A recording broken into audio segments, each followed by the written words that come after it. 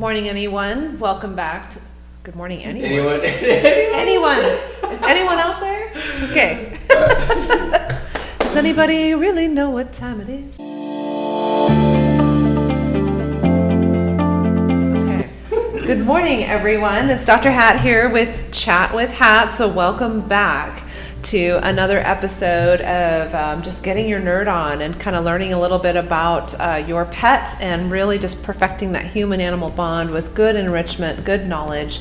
And so last week we talked about how bad company corrupts good character, and we talked about parasite prevention and the importance of preventing heartworm, fleas, and ticks in your pet's life.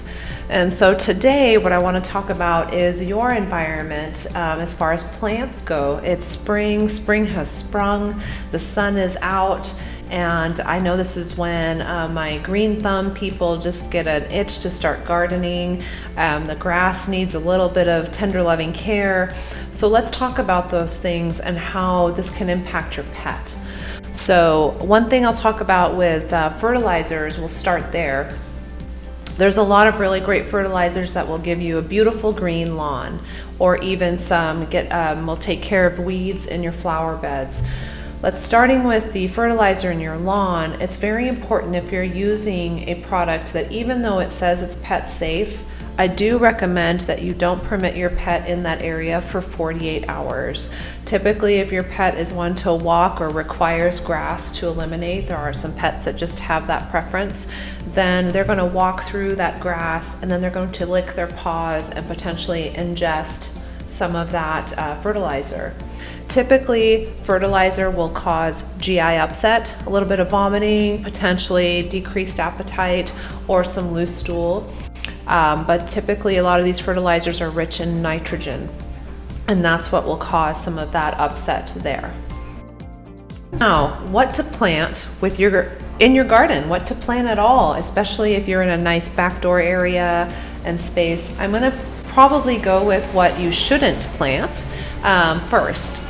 Some key things are things like oleander and lilies. Also jasmine. Those are some three top that I can tell you right off the top of my head that are potentially GI poisonous or even kidney poisonous to your pet if they decide they're just chewers and have to just help out with landscaping. Some of these dogs are extremely helpful and motivated to just trim the bushes for you. I have one of those myself, and yes, there's peace of mind to know that while I have to try to stop my pet from chewing on these things, I'm not hurting my pet at the same time, making sure that these plants are there. Okay, so now what do you plant? I did have one client ask me, because there are neighbors that have a lot of mosquitoes in the area or bugs, what can I plant that is safe for my pet, will still keep my backyard smelling nice? This is when I do recommend a lemon scented geranium. Those are really great, or even citronella plants. All of those are wonderful, just very refreshing and citrusy in your backyard, but also safe for your pet. Okay, and so that would be something that you can definitely consider to put in your backyard. Indoor, so for your cats and all of that, again, avoiding lilies for sure, and trying to prevent any sort of viney things that could potentially get stuck and obstructed in your cat. I usually say indoors needs to be more of a fake plant variety, and there's a lot of really neat things like succulents that you can use inside your home to just, provoke sort of that green decor in your home, but will not, cause any issues with your pet as far as ingesting that. So hopefully that will help you out. Now, moving on to that companion when you're out gardening, this is where the weather is starting to get a bit warmer. So let's talk about heat and heat exhaustion for your pet. Cats tend to, find a sun puddle in the morning. They'll bathe in it for a bit, take a nap, and then they'll go and find some shade. But you can notice that your cat can start to pant a lot. They will manifest that way when they're feeling a bit overheated. And so it's very important that you're getting them indoors. You can always try to cool them with rubbing alcohol on their feet. Beware, they don't enjoy the smell of that, so they might resent that treatment plan from you, but that will help cool them down. And you can also rub rubbing alcohol on their ears as well, and see if that will also help cool them down. And then of course a cool towel that's under cool water that you just wrap around them. Okay, avoid ice packs directly on your pet because these can just be very uncomfortable if you've ever put an ice pack directly on your skin.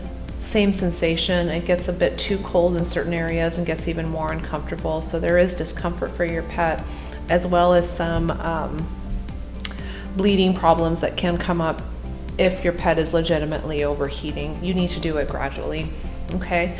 For your dogs, you're ideally going to have them outside with you in the early morning, I'd say prior to 8 a.m. or after 8 p.m. Okay, I know it gets dark at 8 p.m. You're likely not gardening after 8 p.m. But in the morning, it's nice and bright. The sun is just coming up. The dew is still on the grass, so it's still a little bit cool for your pet. That's a nice time to be outside. Always have access to fresh water, of course. I have suggested that folks take some of those dairy creamers or the cardboard boxes, fill them with water and freeze them, and it makes a giant ice cube, which can be a lot of fun for your pet. Fill it with some carrots and some cut apples in there too, and that's an extra fun treat for them, and it's keeping them cool the entire time they're out there with you while you are planting your garden or doing some yard work. All right. Same treatment plan for dogs. They will start to pant a lot. Their eyes will get really wide and big because they're like, oh my gosh, I'm so hot and I just can't cool down. Alcohol on the feet, alcohol on the ears, even across the back really helps. You can always take the water hose to just make sure you're kind of cooling them, but again, wet a towel and put it on them first so it's a gradual cool down rather than a bunch of ice packs on them. I usually suggest, at least in previous Chat with Hats, we've talked about taking temperatures on your pet. It's really a good idea if you have a pet to have a thermometer in your home. Okay, so that way you're able to take a temperature either rectally, and there's YouTube videos on this, okay, but it's pretty straightforward, or you can use an aural thermometer, A-U-R-A-L, aural. Those aren't necessarily as proof perfect accurate, but it can at least give you an idea. Typical body temperature for a cat or a dog is anywhere between 99 to 102 or 3, okay? So they will tend to always feel warmer than you because they are warmer than you. They're smaller, so their metabolism is faster. So that is why they tend to run a bit warmer than you are, because they're just putting out a bit more heat. So you get a patient that is over 104 degrees or even heading up towards 105 and 106, they are in distress and they're overheating. Okay, the most typical breeds that have these types of signs are going to be some of our pits, our short-nosed dogs, the little Shih Tzus, the Frenchies.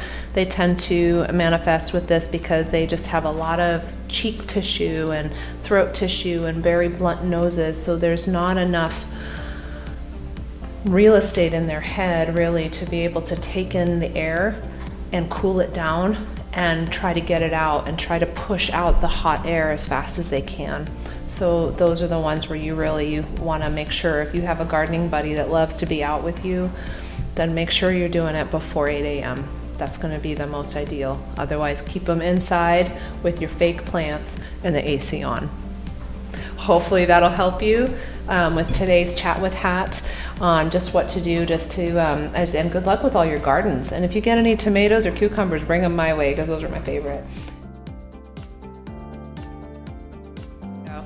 Well, and since you're here, I am going to make a shameless plug for the Posh Boutique and tell you that we've already thought about that companionship aspect of being outside. And so make sure you come and visit us if you need a cooling mat for your pet, because that's a really great thing you can have for them. It's just a nice sort of cool bed where they can lay in a shaded spot. And also there's some cooling bandanas as well. Okay, I kind of got that because I'm a camper at heart, and so I just thought that would be really helpful, but it's going to help you too for all that lawn care and work that you've got to do. They're not going to be ready to mow the lawn, but they'll definitely be able to supervise on that great cooling mat with a fetching bandana. And if you have a big yard, or let's talk about some acreage, then you have a collapsible bowl with your water bottle that you can go ahead and just take with you. So that way you can even hook it to your pet's collar, and that way they always have a source of, or at least a bowl or a dish that's clean and safe, that where they can drink their water as needed, so it's always available. And then we'll see you next week. Thanks for joining me.